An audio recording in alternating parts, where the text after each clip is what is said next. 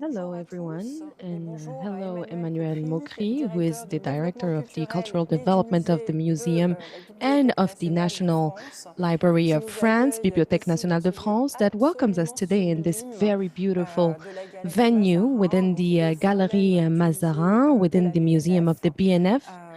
BNF, with whom we started a partnership, l'École des Arts Joailliers, founded in 2012 with the support of the House Van Cleef and Arpels. And this partnership is about studying the relationships between literature and jewelry that took form into a digital dossier that is called Les Essentiels.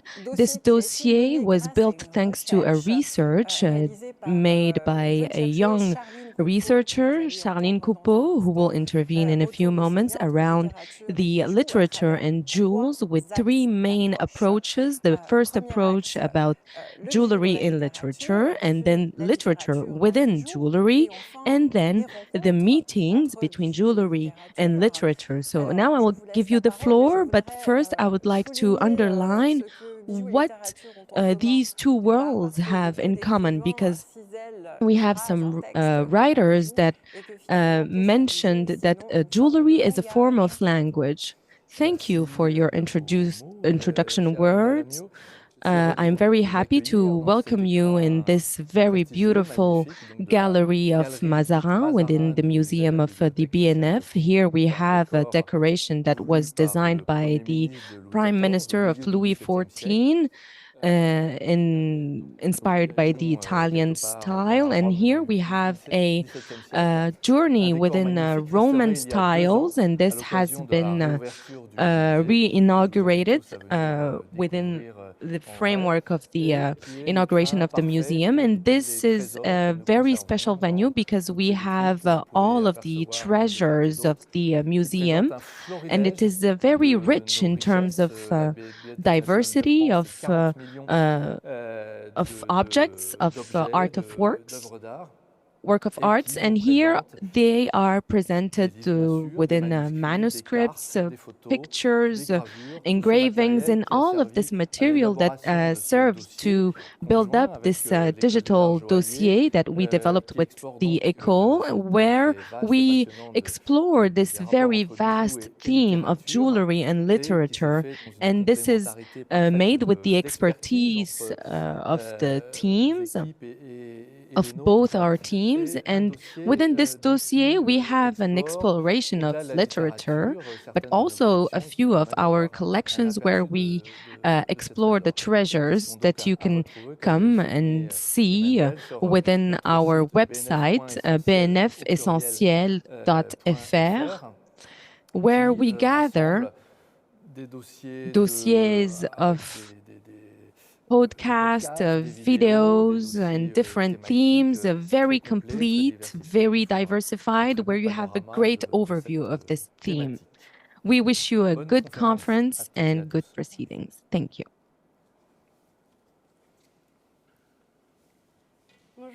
Hello to you all. Welcome to all of you. So thank you very much to our both Emmanuel for this beautiful introduction. We are very happy to have you here with us today in this very prestigious venue, which is the Galerie Mazarin, for a short moment of exchange around a theme that is very precious for the École des Arts de Joaillier for a few years now. What are the correspondence in terms of art between literature and jewelry? So today I have Patrick Wald Lasowski, Professor Emeritus of the 18th and 19th century literature, author and essayist, and who took the time to try to propose to you a journey through time between literature and jewelry, to show you that no matter what are the times and the eras, jewelry is always present at the center of the narration. And these jewels, of course, participate to create the mystery, the fascination, and even sometimes we have more discrete presence of the jewel within the text, but it is still essential to the creation of an imagination and also of the magic behind the literature. So, for this short time of exchange, we will focus on literature and mainly French literature. And to do so, we have selected a few texts. So, as you understand, we have only a short time frame, so we cannot have a very exhaustive review of the themes. So, we try to select these themes for you. So, we would like to start with our period of the Middle Ages, an era where we will see the movement of the courtois movement, the courtesy movement that is determined by passion, by engagement, commitment, the loyalty of the knight to his lady.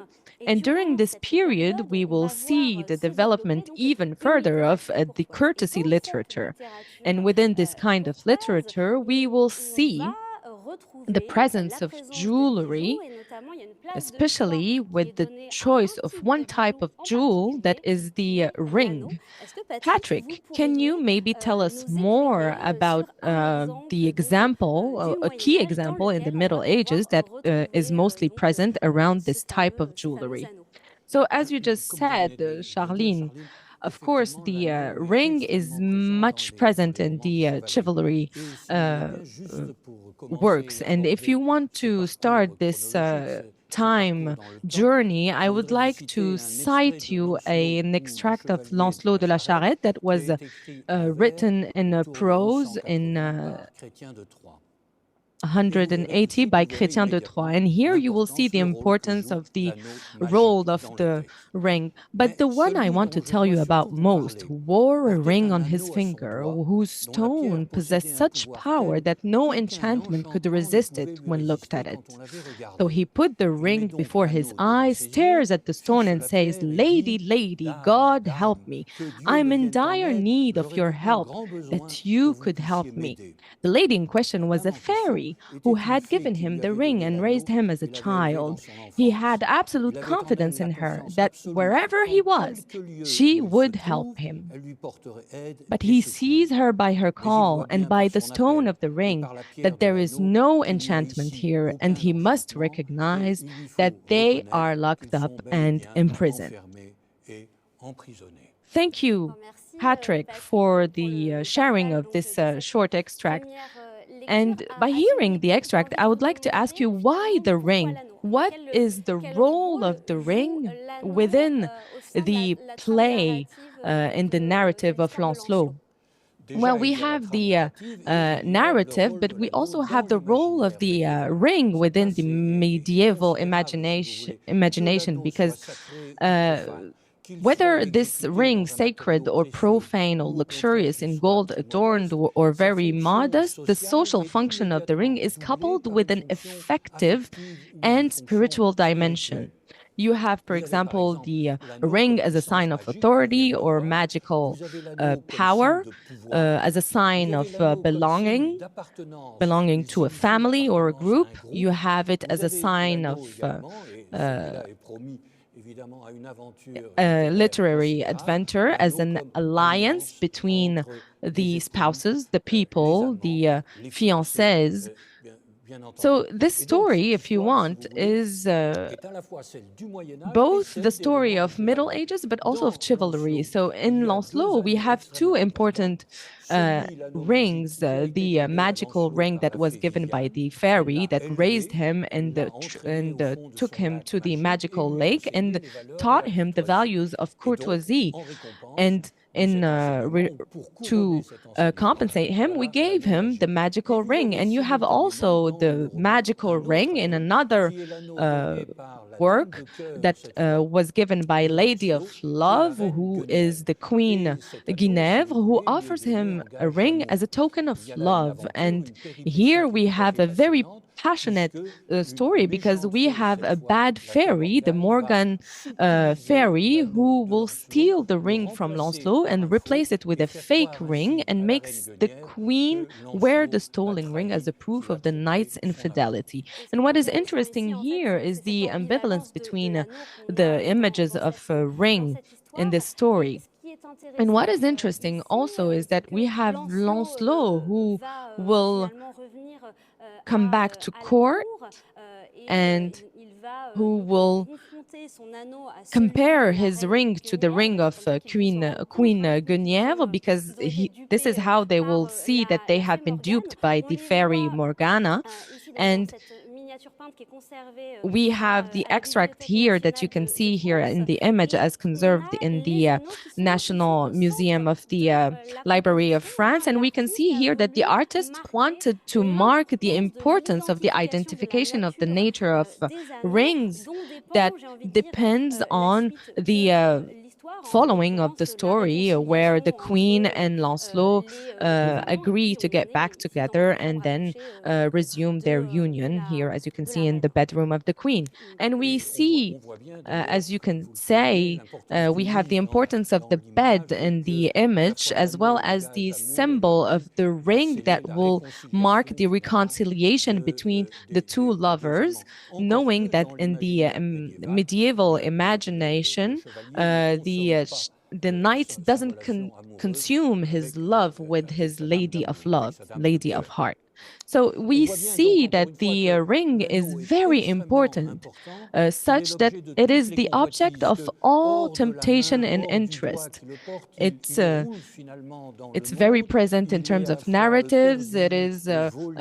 It's put into value, sometimes stolen, sometimes even lost. And you can see it determines the narrative of several books. We can also say that we have two faces of the ring: the internal face, which represent the intimacy of the two lovers and determines the nature of the intimate love relationship. And we have the external part, the external face, that determines and symbolizes the adventure, the sacrifices, and also the suffering that comes with a love story. And we see that it is very present in all history of literature because it symbolizes a token of love, a token that is often lost and retrieved.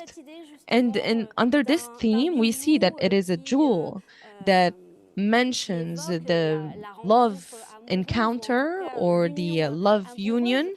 And here I would like to transition on focusing on this earrings that have been created by Sylvie Corbelin, a French designer, where here we see the two main characters of a book written by Madame de Lafayette. We have the Princess of Cleves that was written in 1678. And so on one hand, you have Mademoiselle de Chartres, who became Princess de Cleves through her marriage. And on the other side, we have the Duke of Nemours. And you can see here that the Princess of Cleves is orned with a décolleté into a ferronnière, which is a very trendy, which was a very trendy ornament back then. And this really takes us back to the temporality of the story, because the story of the Princess of Cleves is during the 16th century, during the reign of Henry II. And we have here the designer who uses Baroque pearls, which were and are still fashionable composition for jewelry of the period. And we can also say on the and analyze the posture of the characters. Here on this jewel, you have the posture of the princess, who seems to adopt uh, an attitude where she turns away from the passion for Duke de Nemours. And if you want to go even further in the reading of this jewel, we have here two earrings that will be put from the two sides of the head that represents the center of the reason. And this is where we have the symbolism of the Princess de Cleves, who needs to reason to not fall completely in love with the Duke of Nemours. And what interests here the Princesse de Cleves versus the chivalry work of back then is the intensity of love between her and the Duke, because we have the matrimonial duty where back then she reaches the age of 15, and suddenly, under the advice of her mother, she decides to marry her husband, and a few time afterwards she falls in love with the Duke de Nemours, and this creates the conflict, which is the essential part of this very intense novel. And here I would like to read you the extract of the meeting between the Prince of Cleves and Mademoiselle de Chartres. And this was the first time he met her. The day after her arrival, she went to match jewels with an Italian who dealt in them for everyone. This man had come from Florence with the queen and had become so wealthy in his trade that his house seemed more that of a great lord than a merchant.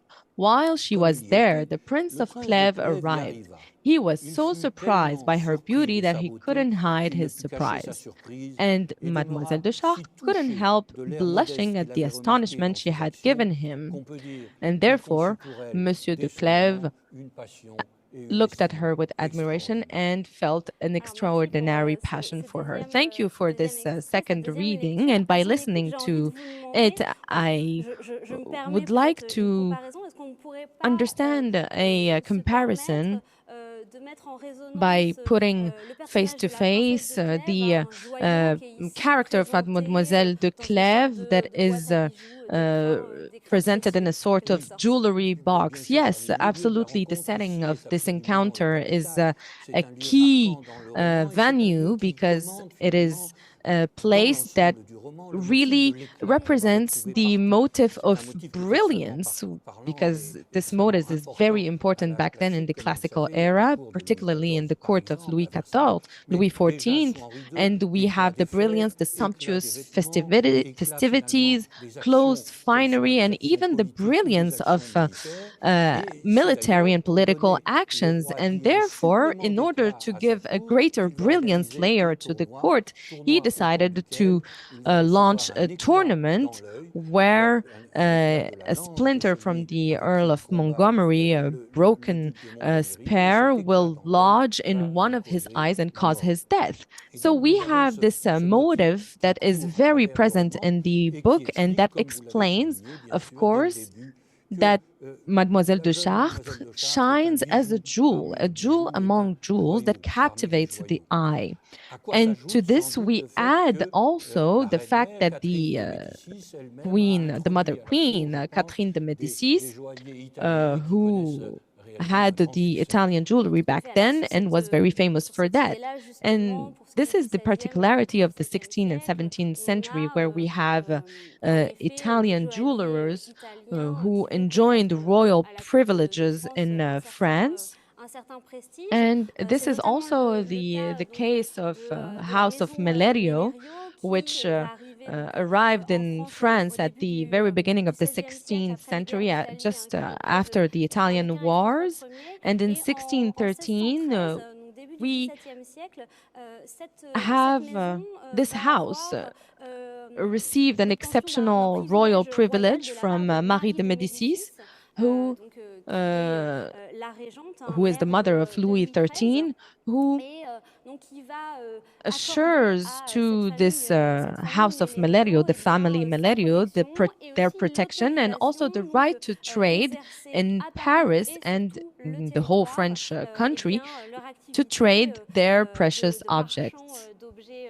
And this favor will enable and lead to the success of the House of Melerio family, especially during the 18th and 19th century.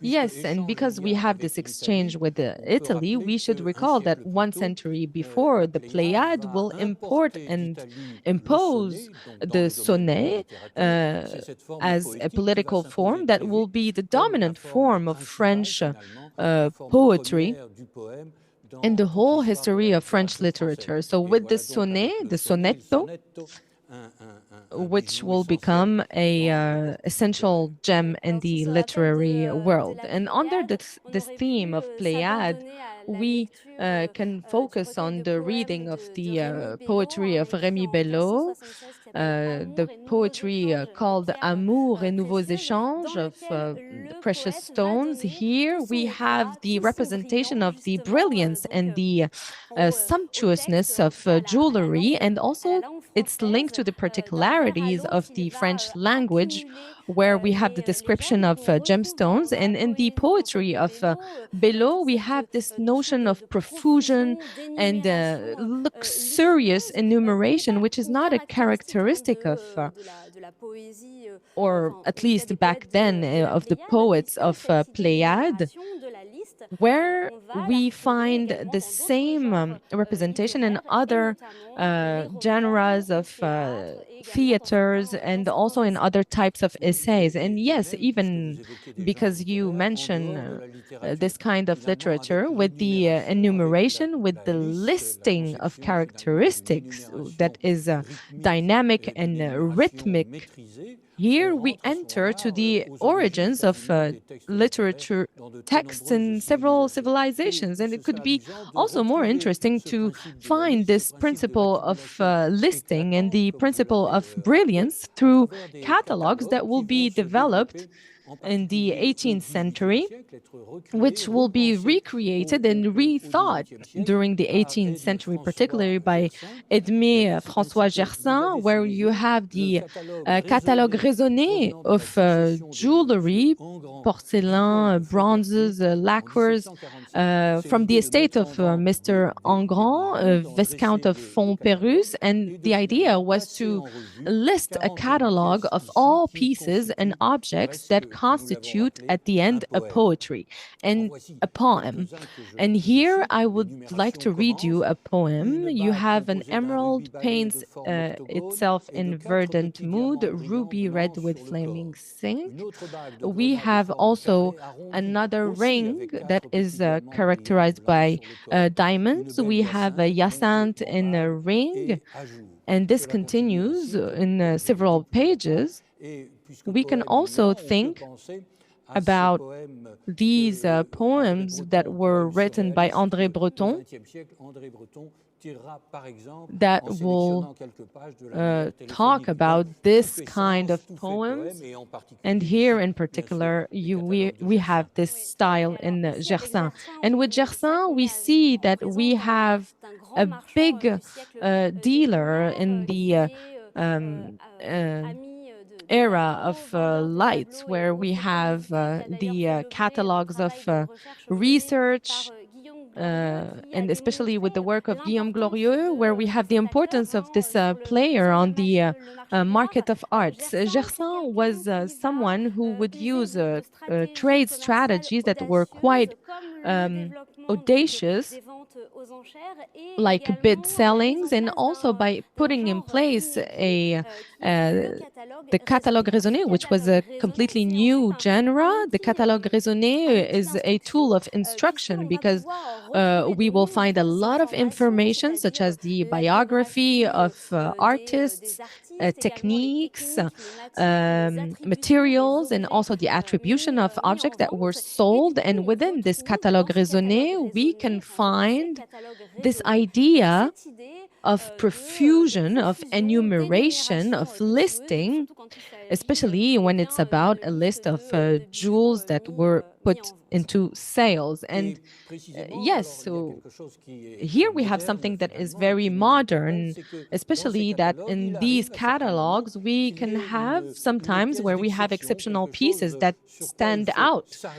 And here it is another kind of catalog. We have the catalog of the estate of Charles Godefroy, a banker and a jeweler. And here we have the piece number 48, where an assortment of white diamonds that stands out because we have the singularity of the pieces that stands out compared to the other pieces. And here, yes, we have in particular this piece number 48, which is very interesting because the description ends up by admitting its powerlessness.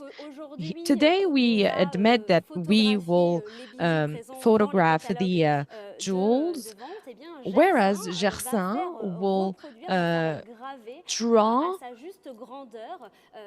to its size this to its true size this piece of jewelry.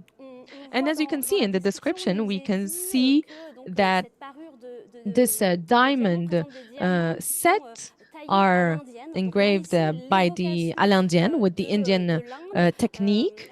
And here we have a recalling of the Indian technique because we have a provider that was from India.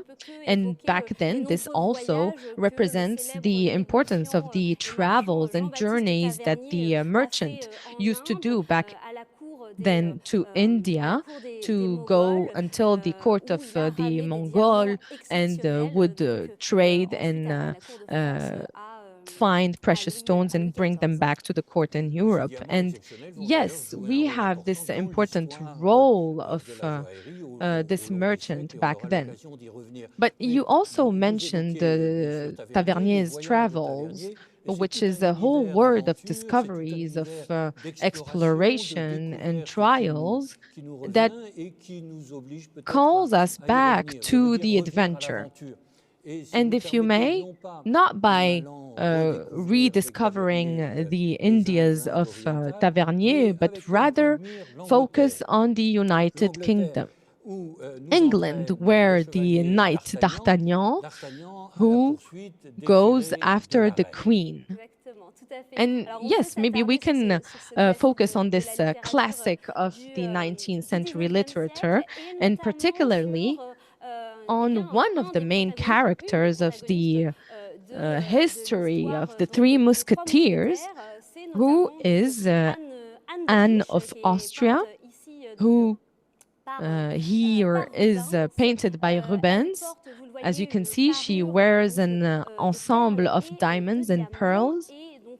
And we have also her belt that is orned with metal anglets. So these anglets represent metal anglets that will be put at the extreme side of a lace or a needle that will really allow the sliding in a more smoothly way of the ornament or within the eyelid. So in this kind of ornament, which is a very famous ornament in the Middle Ages, we can see the whole mystery and the whole fascination that will create Alexandre Dumas around these particular precious objects. So yes, of course, these are anglets that are very important. You recall the signification of these objects, and I think that all of the readers that love reading the Three Musketeers know what are anglets. We have the book, the work of Dumas that puts into scene the knight D'Artagnan, and this is the recall of chivalry. And we have the first publication of the serial book in 1844, where back then the Queen of France unwisely offered the 12 diamond anklets that were given to her by the king. So, back then in the story, tipped off by his spies, Cardinal de Richelieu, the prime minister, saw a way to lose her in the eyes of Louis XIII because he was in love with the queen. So he suggested that the sovereign forces the queen to wear her earrings to a ball given by the aldermen of Paris. So the queen didn't have them, but the king obliged her to wear them. And here I will read you an extract. Madame, he said majestically, there will be shortly a ball at the Hôtel de Ville. I intend that to do honor to our brave alderman, you will appear there in formal attire, and above all, adorned with the diamond earrings I have given you for your party. Here is my answer. The answer was terrible. Anne of Austria believed that Louis XIII knew everything. You hear, madame, said the king, who was enjoying this embarrassment to the full, but without guessing its cause. Do you hear? Yes, sire, I hear, stammered the queen. Will you appear at this ball? Yes. With your aglets? Yes. So you will appear? Yes, sire. That's good, said the king as he withdrew. That's good, and I'm counting on it. The queen curtsied less out of etiquette than because her knees were buckling beneath her. The king left enchanted, and she said, I'm lost. And she burst into tears. Thank you, Patrick, for this reading. And we can see here that it is very intense, very tense also, and that aglets are at the heart of the action. And they participate to the following of the adventure that will be led by D'Artagnan in England to go retrieve these aglets. And we understand why this book of Alexandre Dumas was adapted in different movies. And we can also recall the adaptation of 1940 where with the James Kelly, which is my favorite version, and we also have the latest version in 2023 with Martin Bourblon. Which is interesting here is that the aglets are always at the heart of the adventure, and in the films they are not really accurately depicted, whereas we have a reconstitution of these aglets of the queen proposed by the silversmith and goldsmith Stéphane Marant, head of Privilège Orfèvrerie, and he reproduced the famous pearl set of Empress Josephine, and also the reproduction of the queen's famous necklace. So these famous aglets reproduced, you can go and see them at the Château de Monte Cristo in Marly, which was the previous home of Alexandre Dumas. And what is more interesting here is that the 19th century, the century of progress, the century of triumph, of industrial and commercial culture, resurrects the jewels of the past. And at the same time, we have a real passion from writers for contemporary objects of art and jewelry. And you should recall that it is this passion for jewelry that is at the heart of the new movement, Art pour Art, that is led by Théophile Gautier, where we have this passion for the identification of poems and the quality, the essential quality of a jewel. And this literature movement will be easily developed into another movement, which is the Decadence. The movement of Decadence, which was a fin de siècle literature movement, where we will produce its Bible in a book, À rebours, that was written by Joris Karl Huysman. which is a key book in the literature history of the Decadent movement. And here, if you may, we will have an extract of the dance of Salome, which is a key moment in the book of Joris Karl Huysmans, where we have the appearance of Salome as it appeared in the painting of Gustave Moreau in the Salon of 1876. And here I would like to read you a small extract of À rebours. Her breast, her dress, bracelet, rings, triumphant gown seamed with pearls, branched with silver, lamé with gold, the cuirass of goldsmiths, whose every mesh is a stone, burst into combustion, crosses fiery serpents, swarms on the matte flesh, on the tea-pink skin, like splendid insects, with dazzling elytra, marbled with carmine, punctuated with aura yellow, shimmering with steel blue, tigerish with peacock green. So you can see here in the book in the work of Joris Huysmans, we have the cry from the twists and the turns of Dumas' novels. And at the same time, Huysmans rejects the naturalism of his early works to publish an anti-social manifesto. And À rebours is a book where not much is happening because chapter after chapter we have the description of the interior of the house in Fontenay-aux-Roses, where the anti-hero Jean des Esseintes has retired to enjoy his library of books, of perfumes, of flowers that are very exotic and strange, like the orchids. And we also have a lot of inspirations from Asia that are very present in the book À rebours.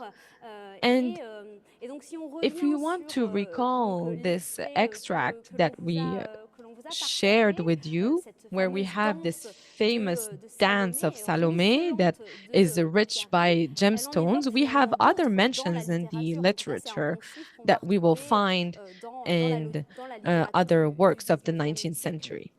Yes, we can go backwards in the middle of the century and go back to the Fleurs du Mal of Baudelaire, where you have the dancing serpent, which is an erotic dance, and you have also the poem Les Bijoux that will be condemned by justice, where we have a poetic piece that will be cursed. And if you recall, we have this mention where we have the reading of the très cher that was wearing jewelry that represents the slavery of this. So this mention of jewelry in the work of Baudelaire is very essential. And this was the link between the Parnasse that was interested in jewelry and the link with the Decadent literature, where with Baudelaire we have the image of the femme fatale, that is an image shared between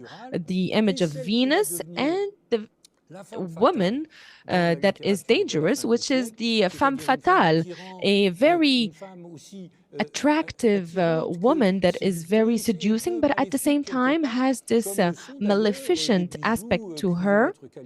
And this is also the image that is transferred to the jewelry that might have this venomous aspect to it. And in fact, we have this artificial image that decorates the literature of the 19th century. And we have one specific episode of the book À rebours, where we have Jean Descente character that will transform its turtle in a gigantic jewel.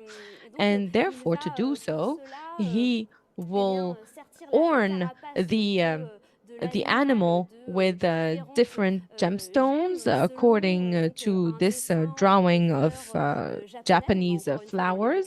Again, we have an inspiration from Asia. And what is interesting here is that Jean de Sistant will not focus on precious gemstones such as rubies, sapphire, and emerald, but we will have this enumeration once again of eccentric gemstones such as the bronze,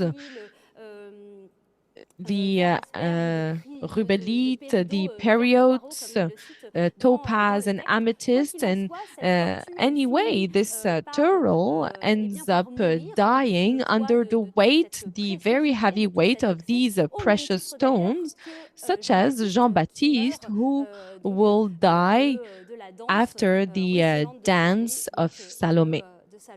Yes, the price of the dance is death at the end, because this is the effect of the fascination behind the style of decadent literature. What is also fascinating between the exchange of jewelry and literature is since Gautier until Huysmans, we have the fascination from writers from in terms of the rigidity and the particularity of these gemstones, whereas other jewelers in the 18th century will try to analyze the minerality of this jewel to really determine the lightness, the delicate aspect of these gemstones. And this creation was mainly marked by this motive of morbidity that will be the main theme in back then, where we have the venom of the flowers and the fatal aspect of these jewels that is mainly present in the end of the 19th century. So now we are reaching the end of our journey in the literature. And to conclude, we wanted to focus on an example of the 20th century, particularly on the extract of from a poem of Louis Aragon that was written in 1942 that is called Elsa Valse. And here I would like to read you a few verses. So you made jewelry for the city and the evening. Everything turned into necklace in your opera hands. Pieces of rag and pieces of mirror, necklaces as beautiful as glory. Beautiful beyond belief, Elsa valtzes and will continue to waltz. I'd sell to dealers in New York and elsewhere, from Berlin to Rio to Milan to Ankara. These jewels made of nothing under your gold digging fingers, these pebbles that seemed like flowers wearing your colors, Elsa valtzes and will continue to waltz. So, yes, we have this main figure of Elsa. We have this double figure of literary dimension and real dimension, especially at the ending of the 20s. We have Elsa that will become a designer in jewels and also in fashion. Yes, Elsa, after traveling to Tahiti, to England, she will get to Paris, where she will stay. And it is also where she will frequent the circle of surrealism with André Breton. And in 1928, she will meet Louis Aragon at the Café de la Coupole. And this Louis d'Aragon, who will be her lover and partner. And back then, he used to have financial problems. And in order to find a solution to these financial problems, she decided to help him by creating these jewels for high fashion designers such as Lucien Delon or Elsa Schiaparelli. And yes, and back then, this encounter between these two people who end up meeting, Aragon used to know very well this high-end fashion field because he used to be the advisor of Jacques Doucet, and himself he used to say that he was the ambassador of the creations and designs of Elsa. And also, what is interesting here is um, the cloth and also the type of fabric that was used by Elsa, such as uh, different kind of fabrics such as velvet, varnished wood, cotton, and glass. And here you can do also the parallel bit with the way she designs her jewelry, which is the same. And also at the same time, we have a documentary book that is called a novel documentary that is called Collier, where she describes the various aspects of her trade as a jeweler.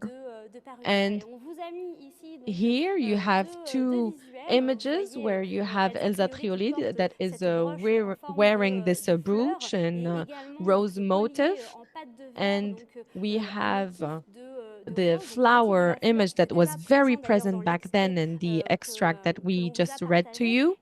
This motif is very important because we will find it again in Louis Aragon's work, and also in Elsa Triolet, in the film that was directed in 1966, entitled Elsa la Rose.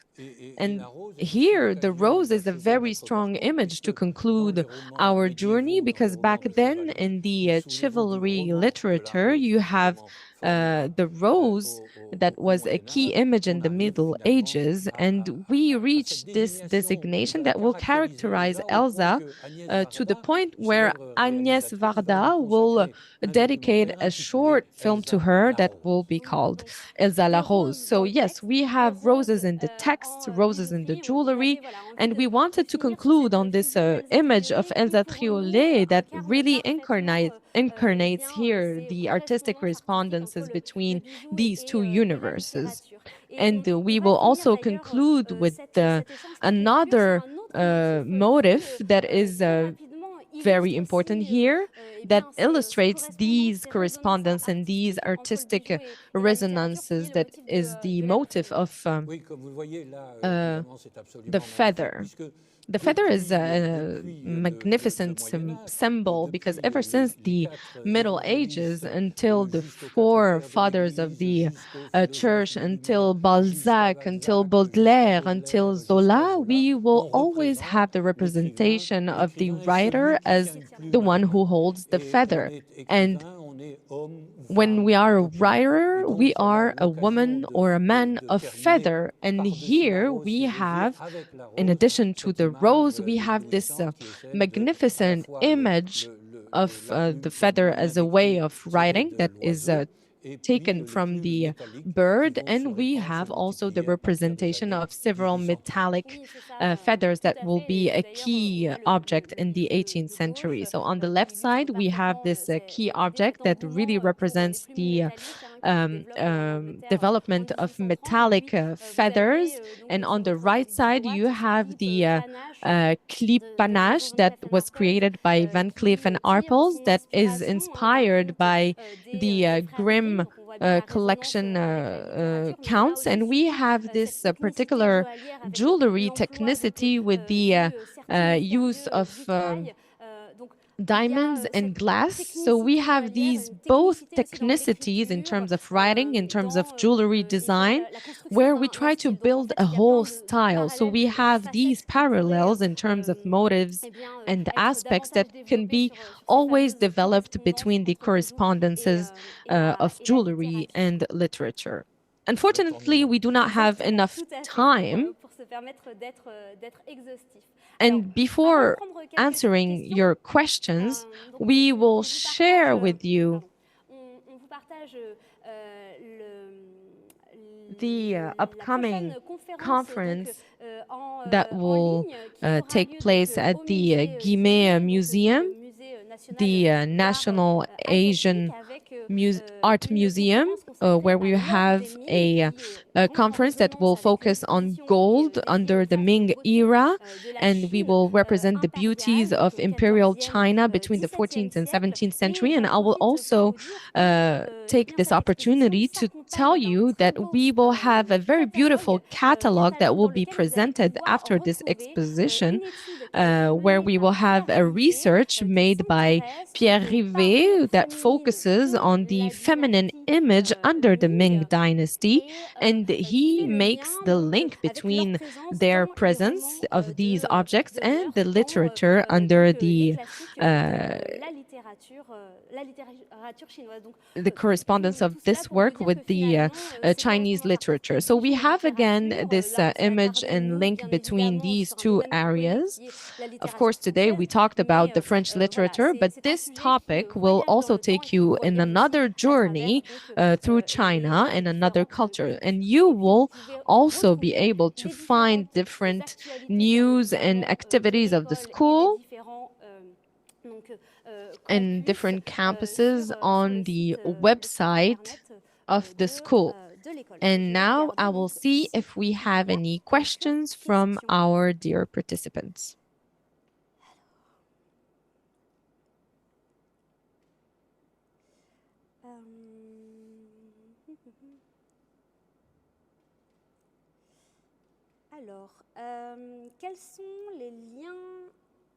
So what are the links between the French art and literature and this universe?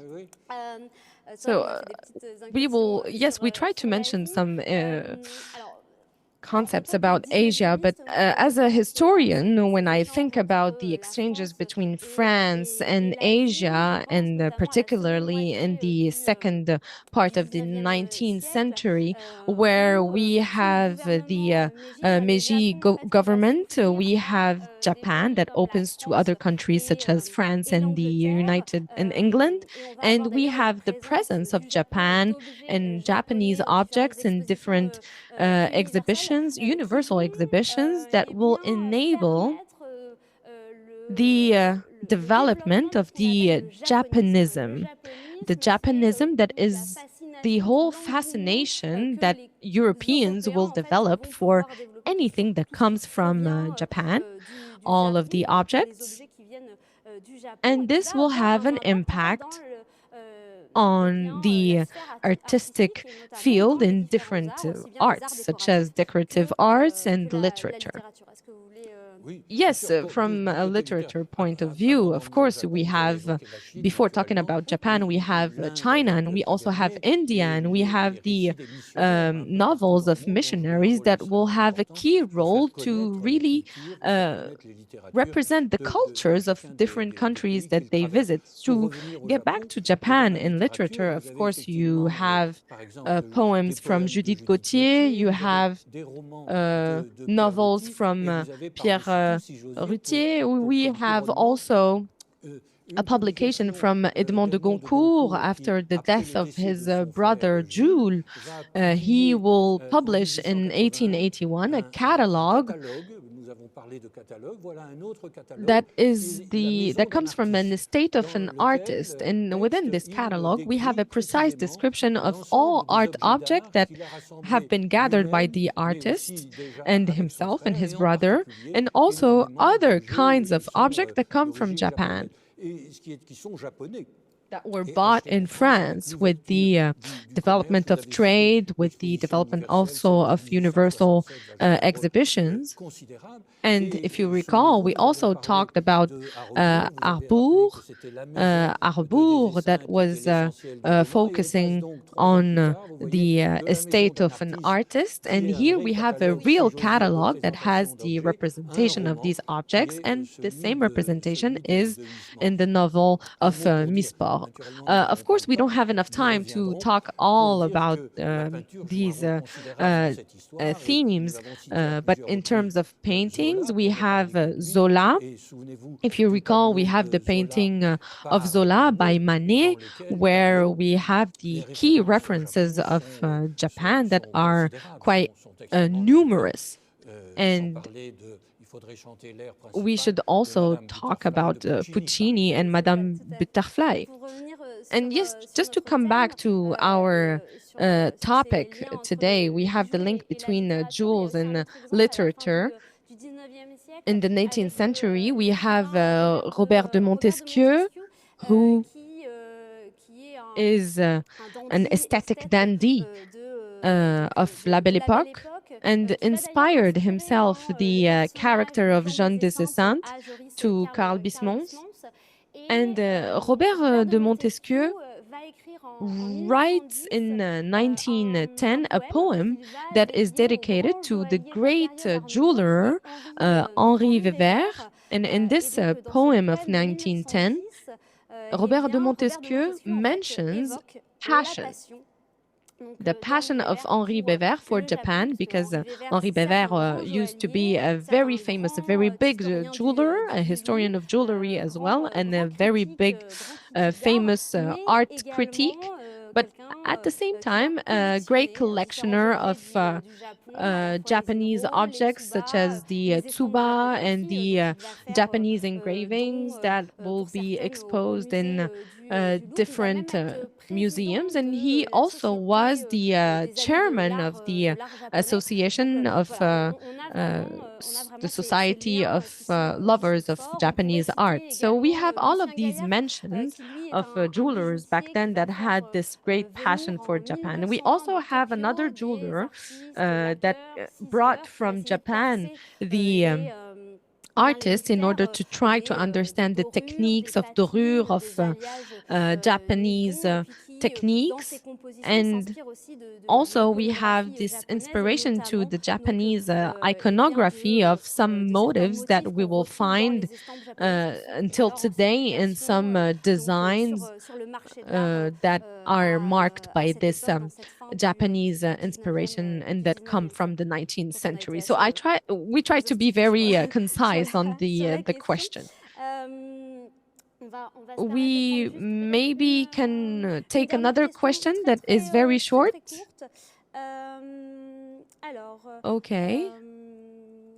So, for Patrick, do we have a famous writer that used to be a big collector of jewels? Well, we have Edmond de Goncourt, who not only collected the jewels, but also